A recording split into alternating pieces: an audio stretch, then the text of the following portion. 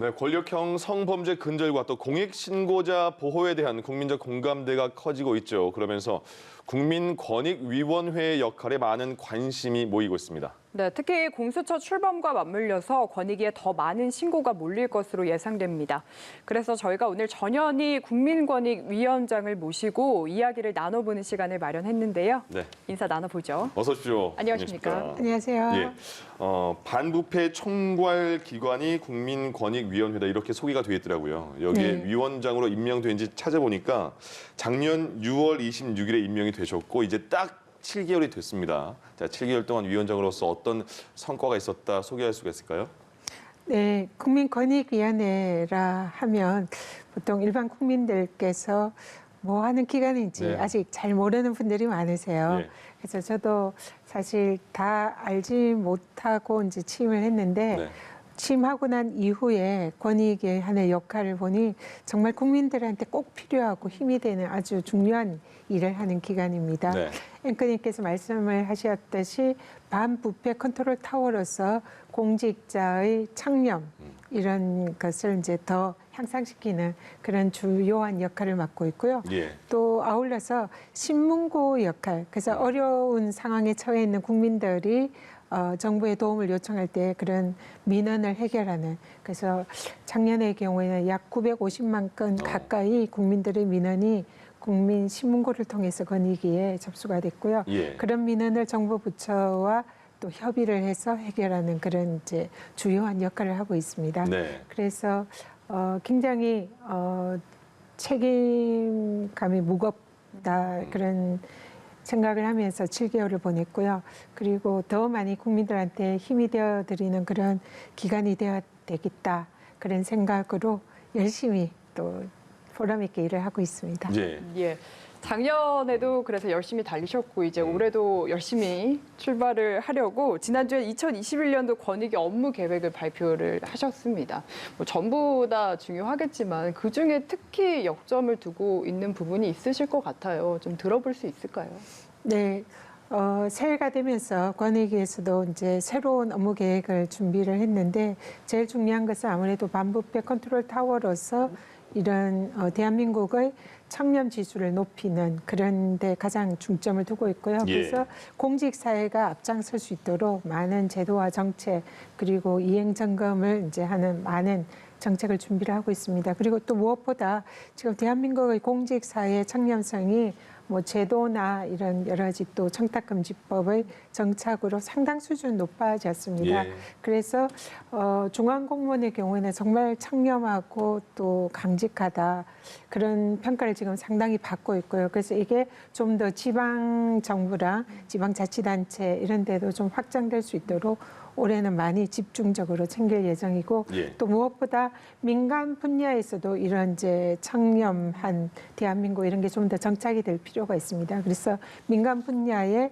이런 청렴도를 높이는 그런 여러 가지 방안을 이제 중점적으로 저희들이 마련을 하고 있고 예. 또 국민들의 고충 해결하는 주무부처로서 집단 갈등 해결을 통해서 사회적 갈등을 좀 더 선제적으로 이렇게 해소할 수 있는 이런 제도적 대책과 또 권익위 내부의 여러 가지 민원 해결 이런 방안을 준비를 하고 있습니다. 그리고 또 권익위가 제일 중요한 업무 중에 하나가 정부 부처의 그 좀 불합리한 그래서 예. 국민들이 힘들어하는 이런 제도를 권익위가 개선하는 그래서 각 정부 부처랑 협의를 해서 제도 개선을 이끌어내는 그런 역할을 하고 있습니다. 그래서 예. 이걸 위해서 국민들이 직접 정책 과정에 참여하는 국민들의 정책 참여 플랫폼인 국민 생각함이라는 예. 툴이 권익위에 있는데요. 이걸 활용해서 국민들과 소통하면서 국민들이 좀 불합리하게 생각하는 그런 제도를 국민들과 함께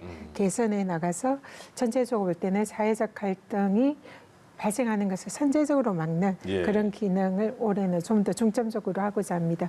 아울러 중앙행정심판위원회도 권익위 산하기관으로 네. 저희들이 이제 운용을 하고 있는데 행정심판을 통해서 국민들이 행정부의 위법 부당한 그런 처분에 대해서 보다 선제적이고 근본적인 해결을 받을 수 있도록 또 저희들이 좀 더 신속하게 효율적으로 하는 그런 방안을 올해 또 중점 방안으로 추진을 하고 있습니다. 예. 그러니까 국민권익위원회가 갈등을 정리해서 해소해주고 또 부패 같은 거는 깨끗하게 청소해주는 그런 기관이군요. 네, 예. 한마디로 국민권익위의 올해 목표는 네. 국민들에게 힘이 되는 든든한 아. 기관으로 자리 잡겠다는 것이 저희들의 목표입니다. 알겠습니다. 저희 연합뉴스 TV도 옴부즈맨 프로그램이 있거든요. 그리고 각 방송사마다 옴부즈맨 프로그램이 다 있어요. 근데 네. 권익위에서 보니까 검찰 옴부즈맨 제도를 도입하겠다 이런 얘기가 있던데 어떤 내용입니까?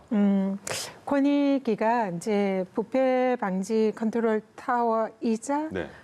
또 국민 옴부즈만 기관의 이제 최고 옴부즈만 기관입니다. 아. 제 영문 명칭도 칩 옴부즈만. 아, 그러십니까? 네, 예. 이더라고요. 그래서 국민들이 어려움과 고충을 해결해달라는 요청할 때 권익위를 항상 찾고 권익위가 그걸 해결해주는 기관인데요.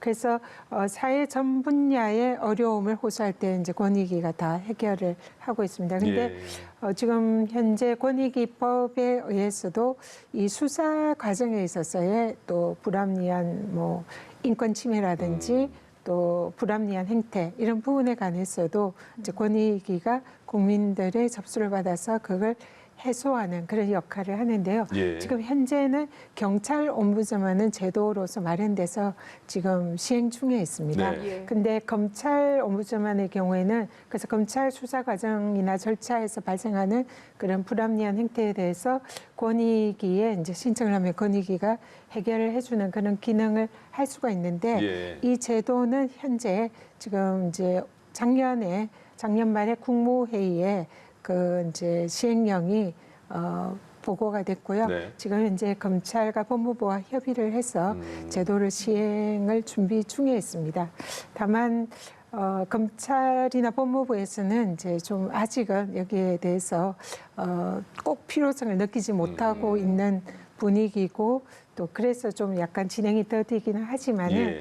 많은 국민들께서는 지금 검경 수사권 조정이라든지 또 검찰 개혁이라든지 이런 걸 많이 원하고 있기 때문에 그 과정에서 국민들의 불편을 접수받아 국민들의 입장에서 이 해결해주는 권익위의 옴부즈만 기능이 꼭 필요하고 또 시급 비정착될 필요가 있다 생각합니다. 예. 예.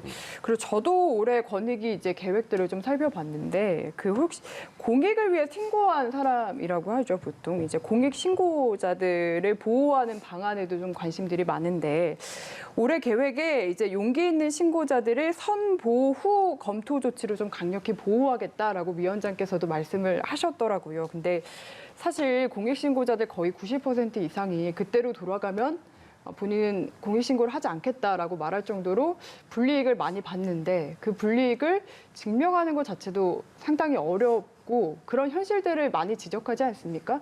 여기에 대해서 좀 어떻게 생각하시는지 좀 방안들을 어떻게 고민하고 계신지도 좀 듣고 싶습니다. 네. 권익위의 주요 업무 중에 하나가 공익 부패 신고를 접수하고 처리하는 그런 역할 그리고 또 공익 부패 신고자들을 보호하는 역할을 하는 기관입니다. 예.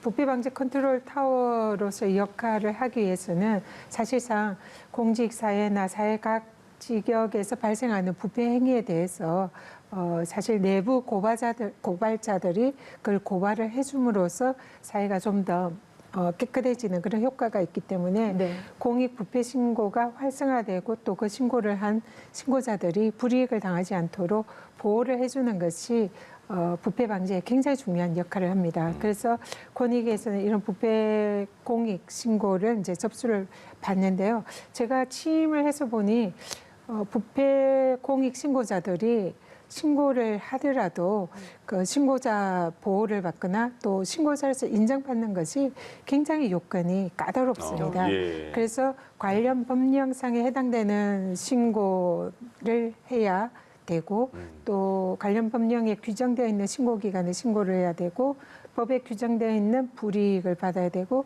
또 인과관계도 인정이 돼야 되고 그래서 이런 모든 요건을 검토하려면 대략 2개월 내지 3개월, 길게는 6개월 정도 걸리는 그런 사람들도 예. 있더라고요. 네.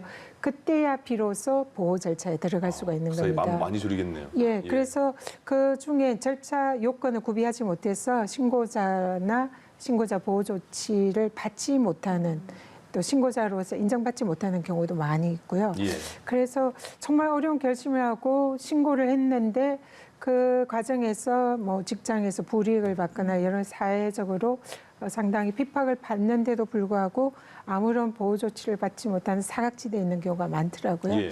그래서 이게 굉장히 불합리하다 생각하고 좀 올해 이제 권익의 주요 목표 중에 하나는 신고자들을 좀 더 강력히 보호를 하자. 그러기 위해서는 현재 법을 개선을 해서 개정을 해서 지금 현재는 먼저 선 요건 검토 후 보호 조치로 규정이 법이 되어 있습니다. 예. 그래서 이 법을 좀 바꿔서 먼저 선 보호 조치를 하고 그 과정에서 요건 검토를 해서 요건에 해당하지 않으면 보호 조치를 해제하거나 또 해당되면 진행하거나 이런 식으로 법을 개정을 지금 현재 추진을 하고 있고요. 예. 아예 선후 관계를 바꾸는 거네요. 네. 그래서 좀 더 강력하게 신고자들을 보호를 하는 그런 이제 전반적인 제도 개선책을 이제 올해 중점 추진을 하고 있습니다. 예. 국민권익위원회에 이제 공익신고가 들어오면 자체 조사를 좀 한 다음에 수사기관으로 보내잖아요. 네. 근데 이번에 김학의 전 차관 출국 금지 사건과 관련해서도 공익신고가 들어왔고, 그러면 지금 이 사건을 공수처에 의뢰할 것이다, 의뢰할지도 모른다 이런 얘기도 있는데 어떻습니까 지금? 네, 지금 현재는 이 사건은 안타깝게도 현행 법령상의 규정에 따라야 되는 사안입니다. 예. 그래서 선보호 조치 후 요건 검토를 하고 싶으나 이거는 법이 개정이 되지 않았기 때문에 아직 그 이제 현재의 규정대로 따를 수밖에 없는 사안이고요. 예. 지금 현재 이 신고 사건의 경우에는 신고자 보호 요건에 해당되는지 네. 그리고 또 신고된 사건이 수사기관으로 이제 저희들이 그 의뢰를 해야 예. 됩니다. 그랬을 때 의뢰할 수 있는 기관이 어디인지 이런 거를 이제 다 절차에 따라서 검토를 해야 됩니다. 네. 지금 현재 부패방지 권익위 입법에 따르면 신고의 처리 그 내용이 작년에 공수처법이 통과가 됐습니다. 예. 그러면서 동시에 부패방지 권익위 입법도 함께 통과가 됐는데요.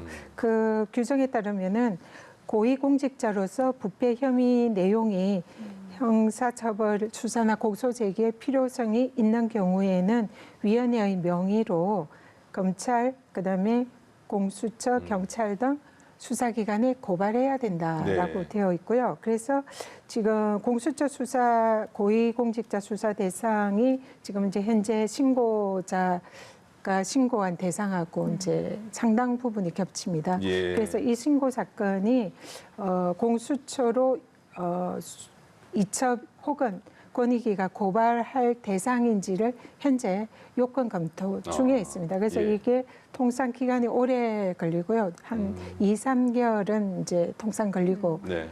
실제로 이 피신고자가 공수처랑 부패방지권익위법상의 고위공직자인지 이것도 검토를 해야 되고요. 예. 또 여기에 공수처의 수사 대상인 범죄에 해당하는지 이런 걸 이제 법상에 다 요건 검토가 필요하고 예. 또 동시에 이게 이제 권익위의 최고 의결 기구로 저희는 위원회 기관이거든요. 그래서 최고 의결 기구인 전원위원회에서 최종적으로 결정을 해서 이제 모든 사안을 결정을 할 수 있습니다. 네. 그래서 이 사안의 경우에도 통상 2, 3개월 걸리는 상황이라 그때 이제 최종적으로 판단했을 때에 이 사안이 공수처 고발 대상인지 이첩 대상인지 아니면은 공수처 수사 의뢰 대상이 아닌지를 판단을 해서 최종 결정을 하게 됩니다. 예. 그렇군요. 이제 어쨌든 공수처가 출범을 하면서 이제 고위공직자를 신고할 때 이제 신원을 요구하지 않는 권익위에 더욱더 이제 몰리지 않을까, 이제 권익위의 역할이 더욱더 중요해지지 않을까 이런 생각이 드는데, 그래서 이제 한편으로는 걱정이 되는 게 이제 전 위원장께서 여당 출신 정치인이지 않습니까? 그래서 아무리 이제 정치적인 이해관계를 떠나서 중립적인 판단을 하더라도 그런 이제 뭔가 선입견이라고 할까요? 그런 시각에서 이제 그런 색안경을 끼고 보는 분들이 계실 것 같습니다. 그래서 그런 고민들에 대한 뭔가 의견을 듣고 싶거든요. 좀 어떻게 생각을 하십니까? 네. 일각에서 그런 우려를 제기하는 경우가 있을 거라고 생각을 합니다.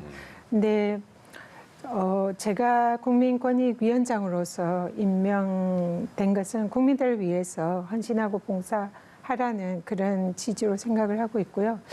제가 여권 출신이지만 권익위원장이 될 때는 이제 당적은 없습니다. 그래서 저 자신의 마음가짐도 그렇고 우리 직원들한테 취임 초부터 정치적 중립과 공정성이 권익위는 생명이다라고 제가 직원들에게 당부를 했고 실제로 모든 일을 처리함에 있어서 정치적 중립성을 지키고 공정한 절차를 준수해서 아주 엄정하게 처리를 하고 있습니다. 예. 그래서 이러한 사안의 경우에도 정치적인 사안의 경우에도 사실상 이 권익위 절차상으로 실무진이 처리를 해서 소위원회와 전원위원회를 거쳐서 거기에서 최종 결정하는 거고요. 거기에 제 개인의 의사가 반영될 수 있는 그런 구조가 아닙니다. 예. 또 실제로 제 의견을 밝혀서 좀 그 해당 공직자들이 사건을 해결하는 데 선입견을 주는 것을 저는 철저히 제 자신이 하지 않고 있고요.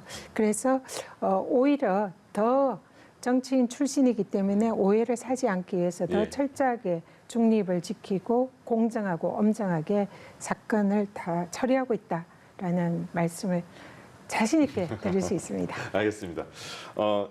공직자 그러니까 공무원이 예를 들어서 직과 관련해서 돈을 받거나 아니면 그 기관에 자기의 자녀들을 특혜 채용하거나 이런 거를 방지하려고 하는 게 공직자 이해충돌 방지법이잖아요. 네.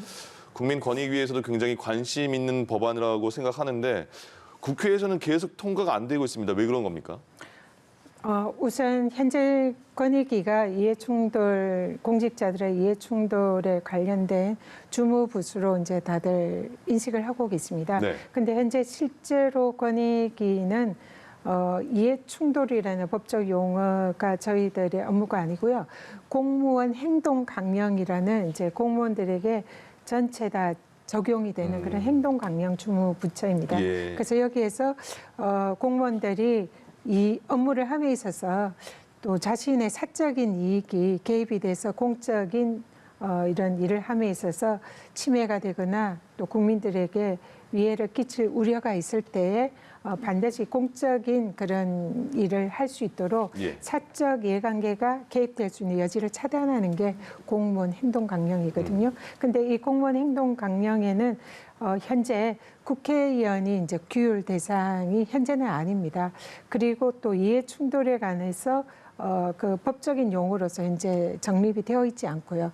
그래서 그 선진국의 대부분의 국가들이 이 부정청탁 금지와 동시에 또 공직자들의 이해 충돌 방지를 하는 법률 규정들을 가지고 있는 나라들이 많이 있습니다. 예. 그래서 우리나라도 국력이나 이제 오늘날 대한민국의 위상을 볼 때에 공무원 이해 충돌 방지법이 반드시 제정이 되어야 할 필요가 있습니다. 네. 그래서 지금 정치권에서도 많이 논의가 되는 그런 공직자들이 업무를 수행함에 있어서 사적 이해관계에 따라서 이 좀 부당하게 일을 처리할 수 있는 그런 요소를 사전에 이렇게 방지할 수 있는 그런 제도적 대책은 공직자 이해충돌 방지법이 꼭 만들어질 필요가 있다 생각하고요. 일각에서 이제 정치권에서는 입법 활동에 침해가 되지 않을까 아니면은 또 정치의 사법화를 초래하지 않을까 이런 우려가 또 일각에는 국회에서는 있는 걸로